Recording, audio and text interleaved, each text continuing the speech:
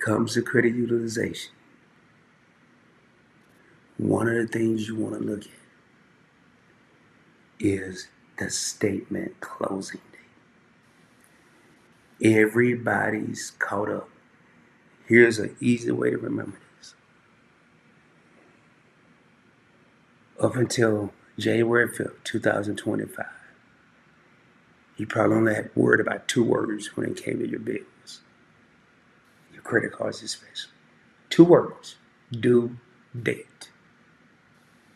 In 2025, starting right now, January 5th, we're going to add another word. It's going to be 3 words. Statement closing date. Here's where people are messing up. People are paying their payments on time. 5 days, 7 days before the due date. I want y'all to follow along with me. Their payment history is flawless. For the last 10 years, they paid 7, let's say 5 years. They paid 7 days early. We're going to say this 7 days is the 14th of the month.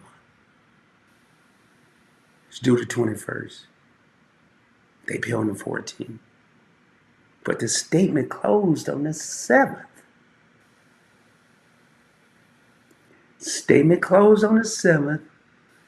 They pay on the 14th. But whatever statement was reported or showed on the 7th, before the 21st, before the 14th, is what's going to be reported to the credit bureau, to the trade union, the Equifax, the Experian. The lower your balance is, perfect world, 0 on the statement closing date. Who cares about 7 days prior to? Who cares about the due date? All you need to know are 3 words: statement closing date. Well, Rod, you put more on us.